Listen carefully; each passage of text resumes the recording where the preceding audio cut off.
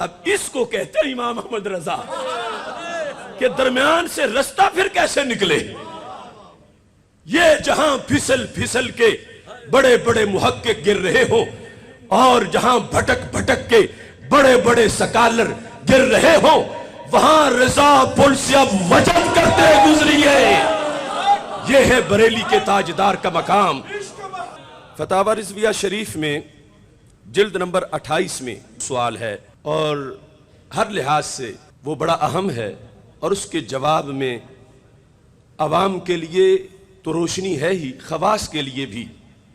مفتیان کرام کے لیے بھی، فتویٰ لکھنے والوں کے لیے بھی، تقریر کرنے والوں کے لیے بھی بہت بڑی سوغات موجود ہے۔ اعلیٰ حضرت رحمت اللہ علیہ سے پوچھا گیا، زید کہتا ہے کہ چونکہ حضرت علی المرتضیٰ رضی اللہ تعالی عنہ نے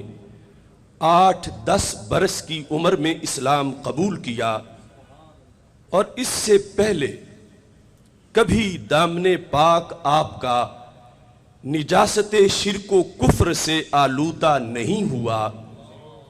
اور حدیث شریف میں ہے کل مولود یولد علی الفطرہ، کہ ہر بچہ فطرت اسلام پر پیدا ہوتا ہے۔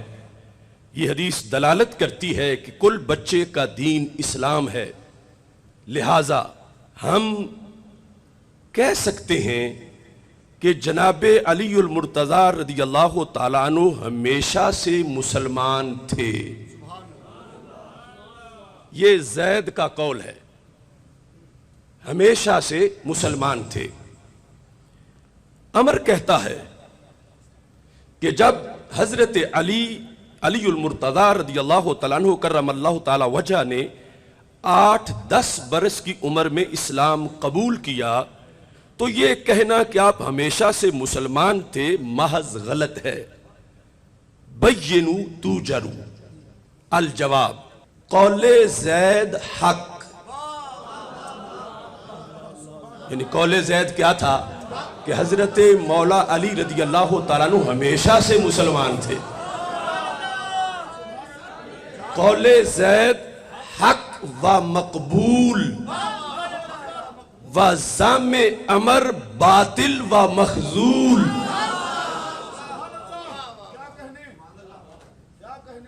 اور فرمایا کہ میں نے اس پر ایک پوری کتاب لکھی ہے، المکانۃ الحیدریہ عن وسمۃ عہد الجاہلیہ۔ زید کا قول ہے،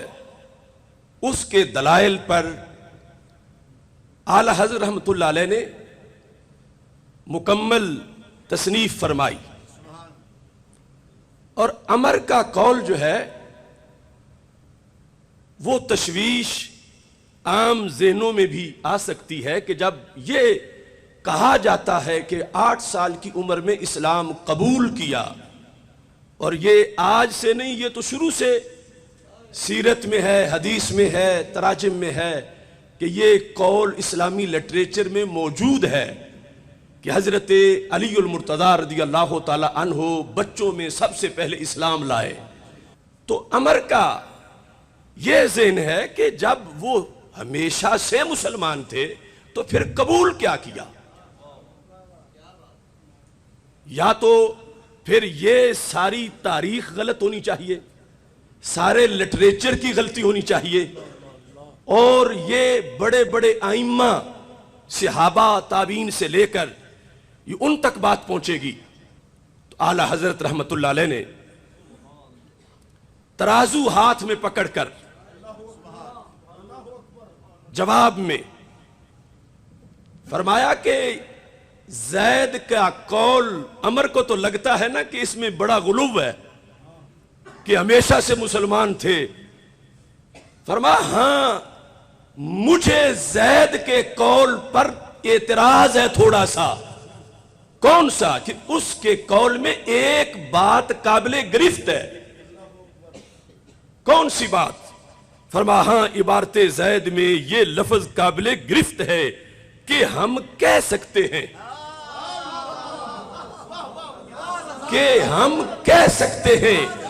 کیوں؟ فرمایا اس سے بوئے زوف آتی ہے۔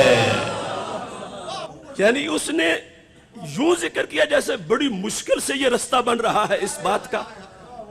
اور کمزور سا یہ نظریہ بن سکتا ہے۔ اور مجھے اس پہ اعتراض ہے، زید نے جو بات کی وہ بات برحق ہے، میں اس کی حمایت کر رہا ہوں، مگر زید نے یوں یہ کہا کہ ہم کہہ سکتے ہیں اس سے بوئے ذوف آتی ہے، بلکہ یوں کہنا چاہیے کہ ہم اعتقاد رکھتے ہیں، ہم اعتقاد رکھتے ہیں کہ حضرت مولا علی رضی اللہ تعالیٰ عنہ ہمیشہ سے مسلمان تھے، ہم اعتقاد رکھتے ہیں۔ اور صرف یہی نہیں، اگلے جملے میں فرمایا ہم بالیقین کہتے ہیں، ہم بالیقین کہتے ہیں کہ حضرت مولا علی رضی اللہ تعالی عنہ ہمیشہ سے مسلمان تھے۔ اب ادھر سے عمر کا جو قول ہے وہ یہ کہتا ہے کہ پھر قبول کیا کیا، اور پھر اس میں آگے ایریا شروع ہو جاتا ہے روافض کا۔ اعلیٰ حضرت رحمت اللہ علیہ نے فرمایا یہ جو سوال ہے اس میں یہ بات تو برحق ہے کہ حضرت مولا علی رضی اللہ تعالیٰ عنہ ہمیشہ سے مسلمان تھے۔ آگے یہ کہنا کہ پھر اسلام قبول کیا تو اس کا مطلب کیا ہے، اور کوئی پھر اس طرف آ جائے کہ یہ جملہ ہی غلط ہے کہ انہوں نے اسلام قبول کیا۔ فرمایا جو یہ کہے کہ اسلام قبول کرنے والا جملہ غلط ہے وہ بندہ خود غلط ہے، اسلام قبول کرنے والا جملہ بھی صحیح ہے اور ہمیشہ سے مسلمان ہونے والا نظریہ بھی صحیح ہے۔ 466 صفحے میں اس جگہ نہیں دوسرے مقام پر میں نے تلاش کیا تو اعلیٰ حضرت رحمت اللہ علیہ نے وہ تشویش جو زید کو تھی وہ دور کی، اور ایسی دور کی کہ اگر بندہ عادل مزاج ہو تو لگتا ہے کہ ذہن کے 14 طبق روشن ہو گئے ہیں۔ آپ فرماتے ہیں کہ رب ذوالجلال نے جواب قرآن مجید سے کہ رب ذوالجلال نے قرآن مجید میں حضرت سیدنا ابراہیم علیہ السلام کی نسبت یہ فرمایا ہے اذ قال له ربه اسلم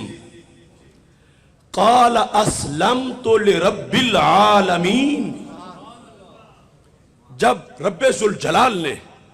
حضرت ابراہیم سے فرمایا علیہ السلام سے کہ اسلام لا، اسلم یہ ترجمہ اعلیٰ حضرت کا، اسلام لا، قال اسلمت لرب العالمین، وہ بولے اسلام لایا میں رب العالمین کے لیے، اسلام لایا۔ اب اللہ کے ایک پیغمبر سیدنا ابراہیم خلیل اللہ علیہ السلام جو منصب نبوت پہ بھی جلوہ گر ہیں اور انہیں کہا یہ جا رہا ہے اللہ کی طرف سے اسلم، اسلام لاؤ، اور وہ کہتے ہیں میں اسلام لایا۔ یہ آیت ذکر کر کے اب امام کے لفظ سنیے، فرماتے ہیں جب خلیل کبریاء علیہ السلام کو اسلام لانے کا حکم ہونا اور ان کا عرض کرنا کہ میں لایا، معاذ اللہ ان کے ایمان قدیم اور اسلام مستمر کا منافی نہ ہوا، تو جو بات نبی کے لیے جائز ہے بطریق اولا ولی کے لیے بھی جائز ہے، کہ نبی کا مقام تو ولی سے بہت اونچا ہے، اور حضرت ابراہیم علیہ السلام ان کے لحاظ سے اسلام لانا اور اسلام لایا اور اسلام لا یہ الفاظ بولنے سے بھی ان کا جو ایمان قدیم ہے شروع سے اور جو اسلام میں مستمر ہے جو کانٹینیو ہے پہلے سے ہی، یہ لفظ اس کے منافی نہ ہوئے، تو اعلیٰ حضرت فاضل بریلوی رحمت اللہ علیہ کہتے ہیں تو پھر مولا مرتضیٰ کے لحاظ سے یہ نامناسب کیسے ہو سکتے ہیں، اگر وہاں ان لفظوں سے اب دونوں طرف کی صفائی ہے، وہ تشویش امر کی اور دلیل زید کی طرف سے فرمایا جہاں اسلم کہنے سے سیدنا ابراہیم علیہ السلام کے پہلے والے اسلام کی نفی نہیں ہوتی، تو مولا علی کو یہ کہنا کہ وہ اسلام لائے، اس سے بھی ان کے ہمیشہ مسلمان ہونے کی نفی نہیں ہوگی۔ پھر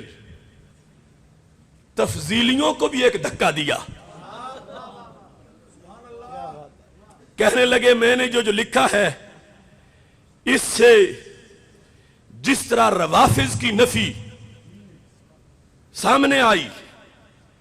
یوں ہی تفضیلیہ کا بھی وہ باطل خیال کہ جب مولا علی رضی اللہ تعالی عنہ ہمیشہ سے مسلمان تھے تو پھر ان کا نمبر پہلے چاہیے، پھر خلافت بلا فصل ان کی چاہیے، پھر ان کی فضیلت سب پر ماننی چاہیے۔ تو اعلی حضرت رحمت اللہ علیہ نے دلائل سے فرمایا جس طرح حضرت مولا علی رضی اللہ تعالی عنہ ہمیشہ سے مسلمان تھے، ایسے ہی حضرت صدیق اکبر رضی اللہ تعالی عنہ بھی ہمیشہ سے مسلمان تھے۔ یہ شرف حضرت مولا علی رضی اللہ تعالیٰ عنہ کا جو اعلی حضرت رحمت اللہ علیہ نے اس انداز میں بیان کیا کہ حضرت مولا نے تو حضور مولا الکل سید الرسل صلی اللہ علیہ وسلم کے کنارے اقدس میں پرورش پائی، حضور صلی اللہ علیہ وسلم کی گود میں ہوش سنبھالا، آنکھ کھلتے ہی محمد الرسول اللہ صلی اللہ علیہ وسلم کا جمال جہاں آرات دیکھا، حضور ہی کی باتیں سنی اور عادتیں سیکھیں، یہ ساری چیزیں ان کے شرف میں بھی بیان کی۔ اور دوسری طرف فرمایا اس صدیق اکبر کا بھی کمال تو دیکھو کہ اعلان نبوت تک ادھر تو تھوڑی سی عمر گزری تھی اور ادھر بہت بڑا حصہ عمر کا گزر چکا تھا،